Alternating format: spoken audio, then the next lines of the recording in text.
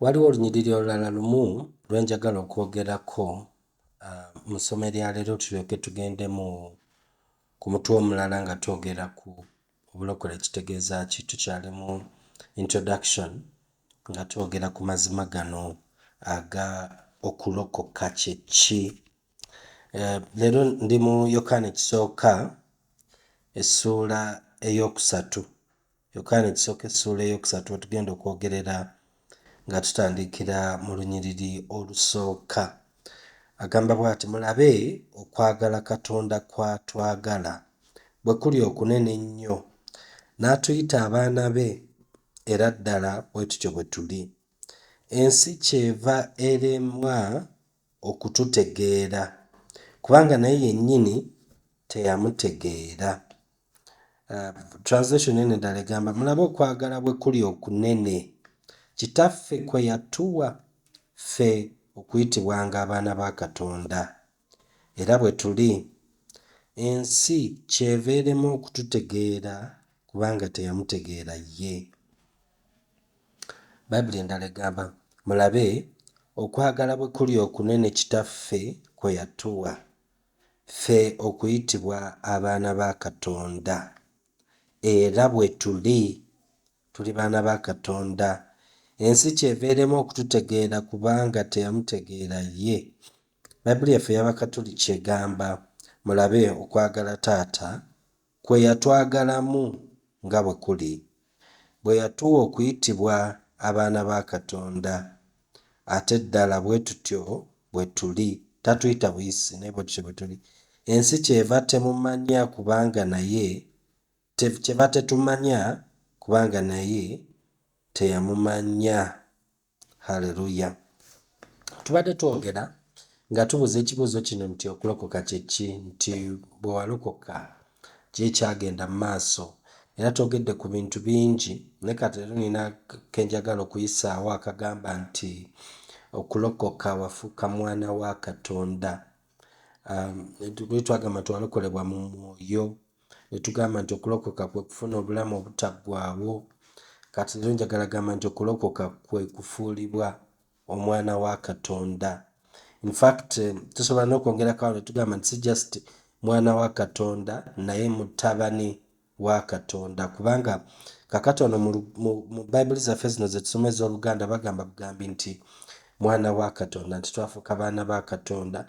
Naye ate bw'otunuulira mu lulimi lwe baavuunulamu lwe baagijjiramu, olaba nti ekigambo mwana n'ekigambo kya mutabani bya njawulo era birina bye bitegeeza bya njawulo. Kakati wano ekigambo Yokaana kye yakozesa si kye kigambo mwana, kye kigambo mutabani.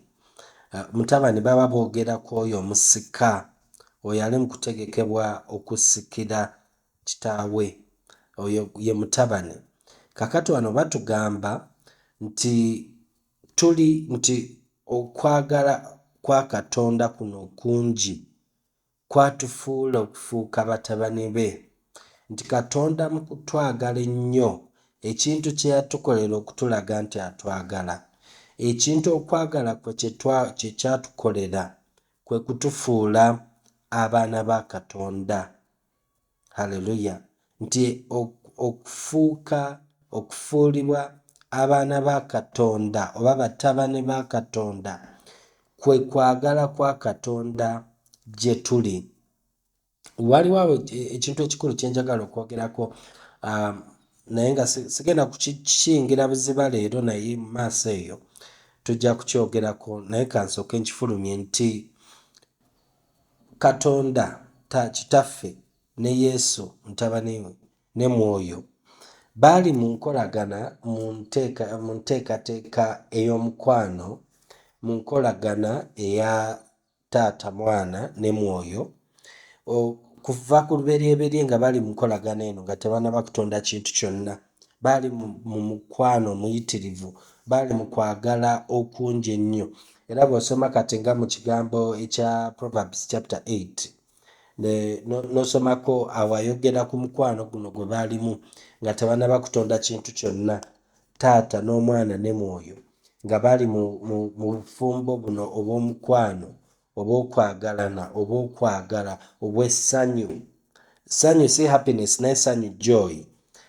Essanyu eriva munda eriyitirivu nti bwe bati bwe baali nga wali obuzizaako ekibuzo kino nti Katonda nga tannatonda ggulu n'ensi yali akola ki?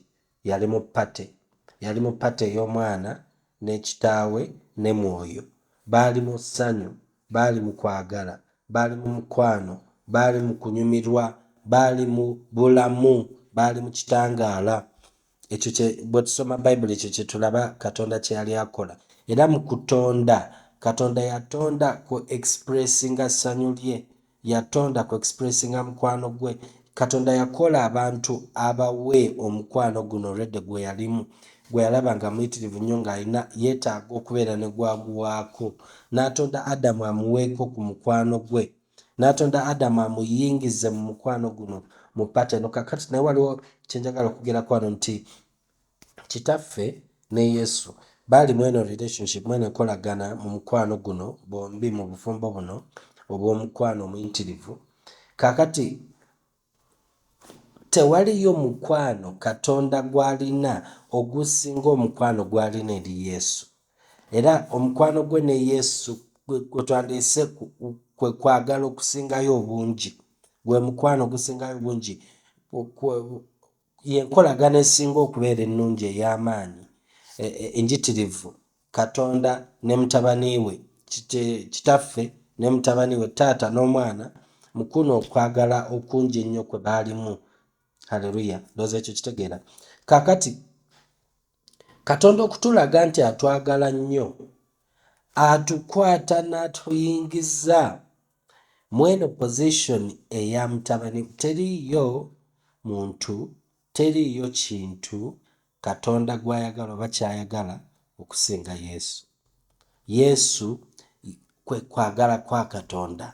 Yesu kye kimu buli Katonda ky'ayagala, kwe kutuukirira kwa buli kimu Katonda ky'ayagala ye Yesu. Amwagala nnyo nnyo nnyo nnyo n'obulamu bwonna n'omutima gwe gwonna na buli kimu kyali, ayagala mutabani we Yesu. Kati Katonda okutulaga ffe engeri gy'atwagalamu ennyo, atukwata n'atuyingiza mu Yesu, n'atussa mu guno omukwano gw'asinga okubeera nagwo omungi. Kyova olaba n'atugambye mulabe okwagala bwe kuli okunene kitaffe kwe yatuwa. Lwaki agamba nti Katonda okutufuula batabani be atwagadde nnyo? Kubanga Katonda okwagala kwe okusinga obungi, kwe kwagala kwe kwalina eri Yesu mutabani we. Bw'atukwata n'atuyingiza mu Kristo, n'atufuula, n'ayingiza Kristo mu ffe, n'atufuula batabani be nga Kristo bw'ali mutabani we, atuyingiza mu kwagala kwe okusinga obungi. Ekyo kibala simanyi oba okiraba mulokole, nti Katonda okwagala kwasinga okubeera nakwo obungi kwe kwa Yesu mutabani we, gw'ayagala n'omutima gwe gwonna n'obulamu bwe gwonna n'amaanyi ge gonna na buli kimu kyali, ayagala Yesu. Kakati gwe ampuliriza, Katonda okulaga nti akwagala, yakukwata n'akuyingiza mu Kristo gw'ayuyeeko okwagala kwe kwonna, n'akuyingiza mu Kristo gw'ataddeko amaanyi g'okwagala n'obuzito bw'okwagala kwe kwonna n'omukwana gwe. Agambe mulabe okwagala bwe kuli okunene kitaffe kwe yatuwa ffe okuyitibwanga batabani be. Nti kuno okwagala kungi, mulabe Katonda wanagambye mulabe okwagala taata kwe yatwagalamu nga bwe kuli okungi offe okufuulibwa abaana ba Katonda. Haleluya. Katonda okufuula omwana we takyogera bugezi nti kati oli mwana wange n'ofuuka omwana we, nedda. Akwata omwana we Yesu Kristo, ensigo ye, n'amuleeta n'amuyingiza mu ggwe. Bino already twabyogerako, bw'oba tubitegera sokoddeeko emabega olabe videos ezisooka ze twayogerako nti Katonda akwata Yesu omwana we n'amuyingiza munda mu ggwe. Yesu omwana we, omwoyo gwa Yesu ne gufuuka omwoyo omuntu ow'omunda. Nekitegeeza nti Katonda atutte ensigo ye n'agikusigamu, ensigo ye Kristo Yesu, omwoyo gwa Yesu n'agikusigamu Yesu n'afuuka obulamu bwo munda. Yesu n'afuuka ekyo ky'oli munda, omuntu wo ow'omunda. Kakati ono Yesu gwakutaddemu munda okufuuka obulamu bwo ye mwana we.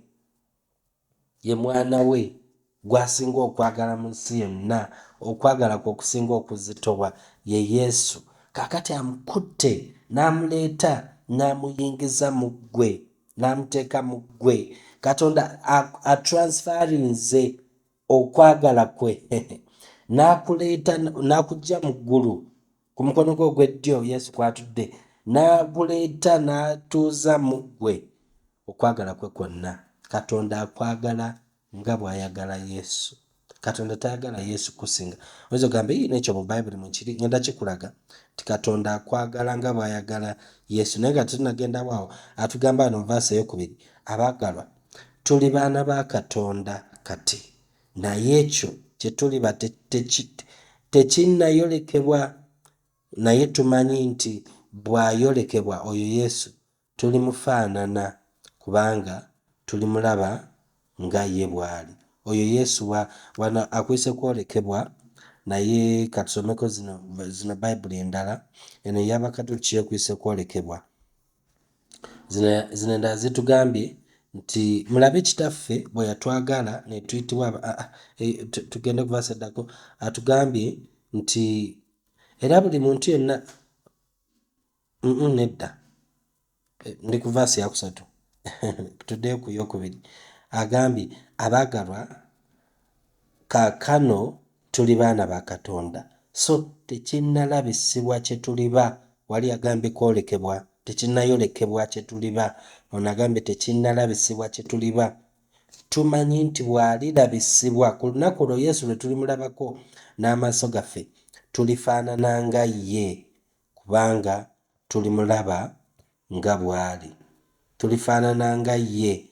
Wano endala egambye etya kandabe? Eno endala egambye abaagalwa kaakano tuli baana ba Katonda naye tetumanyi bwe tuliba, kyokka tumanyi nti bw'alirabika tulifaanana nga ye kubanga tulimulabira ddala nga bw'ali. Bw'alyolekebwa, bw'alirabisibwa, bw'alirabika. Ategeeza ki? Nti waliwo olunaku lwe tujja okulaba Yesu n'amaaso gaffe, tumutunuleko n'amaaso gaffe, kwolwo olunaku olusembayo. Nti kwolwo olunaku Yesu bw'alijja, kye tutera okuyita rapture, nti Yesu bw'alijja mubire mu ggulu ne tumutunuulira, tulimulaba nga bw'ali ddala, tulirabira Yesu exact nga bw'ali. Naye wano atugambye nti bwe tulimulaba tulifaanana nga ye. Ategeeza ki? Nti amazima gali nti mu mwoyo tufaanana nga Yesu kubanga Yesu ye bulamu bwaffe. Yesu yali munda mu ffe. Yesu ye mwana wa Katonda munda mu ffe, atufuula okubeera abaana ba Katonda. Naye olunaku lujja kujja tumulabe n'amaaso gaffe.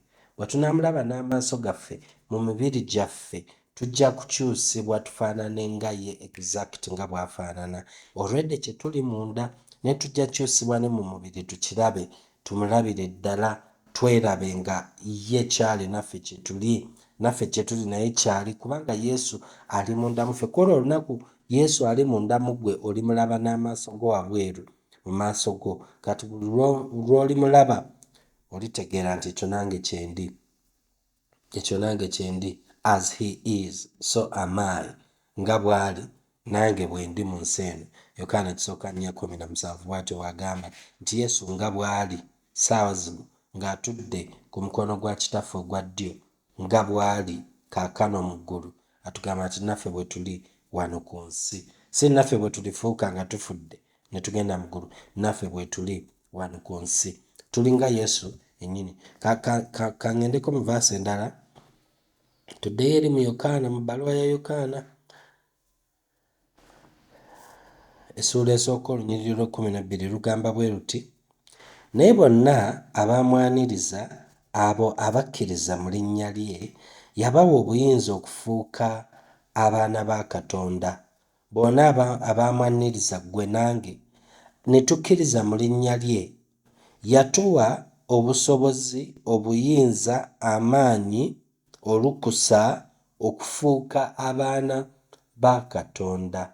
yatufuula abaana be mu kumukkiriza. Katonda bwe twakkiriza Kristo, Katonda n'atufuula abaana ba Katonda. Katonda yatufuula atya abaana ba Katonda? Yatwala mwoyo wa mutabani we. Galatiya 4 bw'atugamba n'Abarumi 8 nti yatwala omwoyo wa mutabani we, omwoyo gwa Yesu Kristo, omwoyo gwe n'aguteeka munda mu ffe, ne tufuuka abaana be nga Kristo bw'ali omwana we, ne tuzaalibwa nga tuli baana ba Katonda nga ne Kristo bw'ali omwana wa Katonda. Katonda tatufuula baana be mu bigambo, tayogera bwogezi, teyasayininga busayininzi lupapula. Manyi tulina kye tuyita adoption. Kakati adoption ye muntu okugenda n'afuna omwana n'amutwala mu mateeka n'agamba nti katono omwana mutwala ng'omwana wange, ne bamuwa leeta n'azisayininga, wamala osayininga ebbaluwa ezo, gavumenti nemugamba nti kakati okuva n'olunaku olwaleero ono omwana mwana wo, n'amutuma n'amannya g'ayagala n'afuuka mwana we. Naye taba mwana we wennyini, kubanga ensigo zaabwe za njawulo, ndaga butonde ya njawulo, DNA ya njawulo, naye aba mwana we wa mateeka. Kyekyo kigamba adoption. Kati ne Bayibuli ekikozesa ne tugamba nti Katonda yatwadoptinga.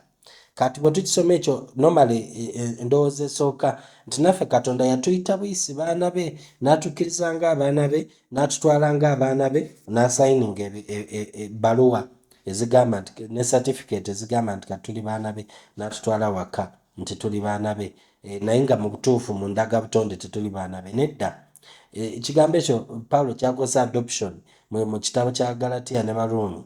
Ekigambo kyakozesa kya njawulo.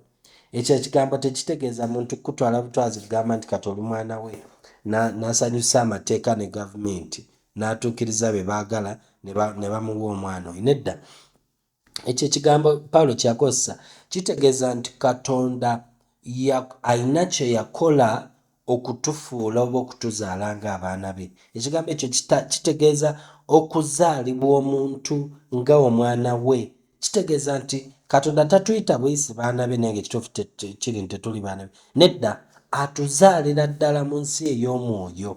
Katonda atuggyamu omwoyo omukadde oyo, omwana wa Sitaani, omwana wa Adamu, n'atuleeta n'atuteekamu omwana we Yesu Kristo. Ezeekeri 36 okutandika ku lunyiriri lwa 25, 26, 27, 28, bw'osomawo atubuulira nti atussaamu omwoyo omupya. Ono omwoyo gw'atussaamu, Baruumi 4, Galatiya 4 batubuulira nti ono omwoyo gw'atussaamu ye mwoyo wa Yesu Kristo, n'atufuula okubeera abaana be. Connecting a message eno n'eri gye twayogeddeko eyasembyeyo kubanga ziri connected.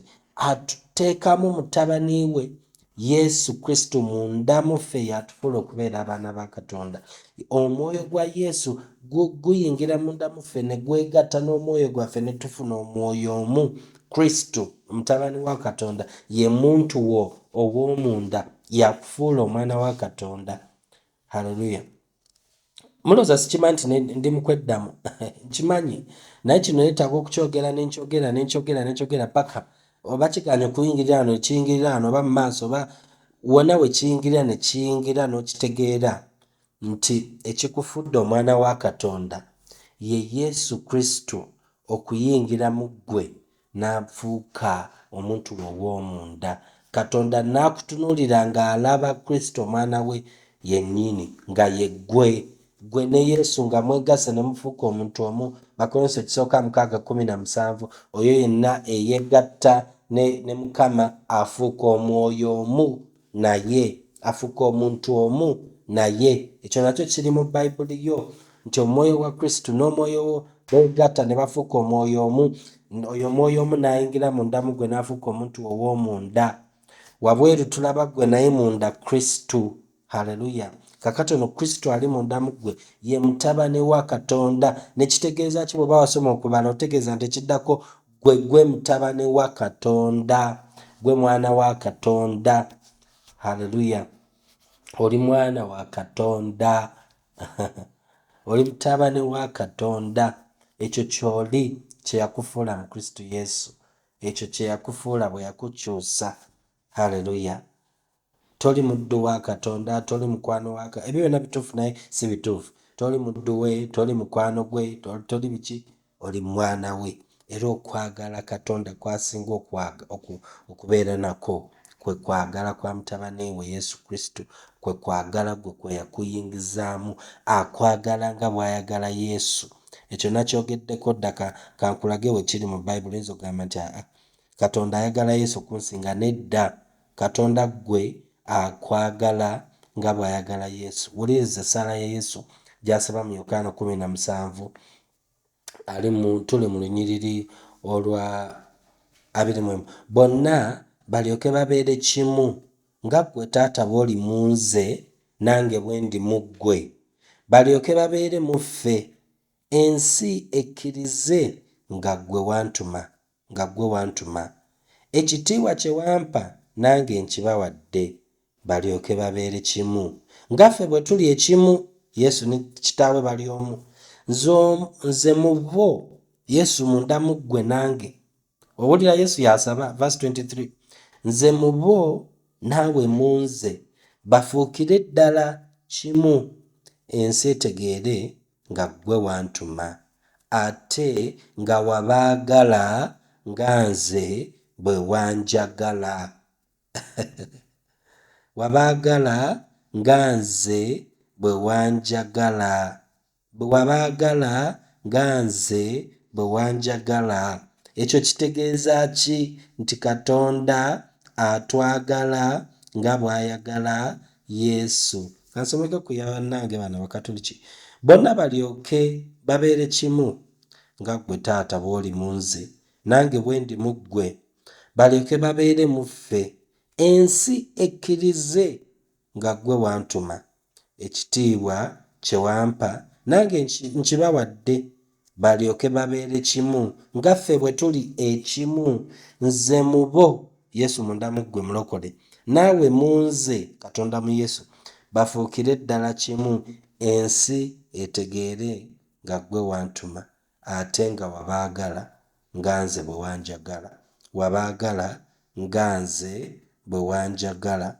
Wabaagala. Waliwo eno nekivunula bulungi negamba bweti, nze mu bo naawe mu nze, balyoke babeerere ddala bumu, ensi etegeere nga ggwe wantuma era ng'obaagala nga bw'onjagala. Sinze yakiwandiika eyo Oluganda Bible eya 2023 bwete bwegamba 2003 nti ensi etegeere nti obaagala era ng'obaagala nga bw'onjagala. Katonda akwagala nga bw'ayagala Yesu. Okwagala kwa Katonda eri Yesu kwe kwagala okusinga obungi mu nsi yonna, era kwe kwagala Katonda kwakwagala nako okusinga obungi mu nsi yonna, kubanga Yesu amutadde munda mu ggwe n'afuuka omuntu ow'omunda, gwe n'ofuuka omu ne Yesu. Tolabye wano Yesu ng'agamba nti ayingire mu ggwe mubeere omu nga Kristo bw'ali mu Kitaawe bwe bali omu, era abeere mu ggwe naawe mubeere omu. Katonda akwagale nga bw'ayagala Kristo Yesu. Kino okulokoka kye kitegeeza. Okulokoka kitegeeza ti nafuuka mwana wa Katonda, nafuuka mutabani wa Katonda. Yesu yayingira munda mu nze. Yesu ye ndaga butonde yange. Yesu ye nsigo ya Katonda mu nze. Yesu ye mwoyo wa Katonda mu nze. Yesu ye bulamu bwange. Yesu mutabani wa Katonda ye yanfuula okubeera mutabani wa Katonda. Ndi mutabani wa Katonda nga Yesu waali omwana wa Katonda, kubanga Yesu nange tuli omu.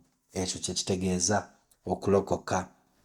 Era kankomaawo, jakomawo tweyongereyo nga tusoma guno omutwe gwaffe okulokoka kye ki. Tulina emisomo classes nyingi ze tugenda okukola, ziyinza n'okuwera 10 nga twogera kulokoka kye ki. Naye Mukama ajja tuwa ekisa n'amagezi okusoma obulungi n'okwagala kw'Omwoyo n'amaanyi ge okutusobozesa okuyitamu obulungi n'okuyigga obulungi n'okukula mu kutegeera Katonda yeegulumize munda mu ffe. Nkwebaza okubeera nange, oli wa mukisa. Kale shalom.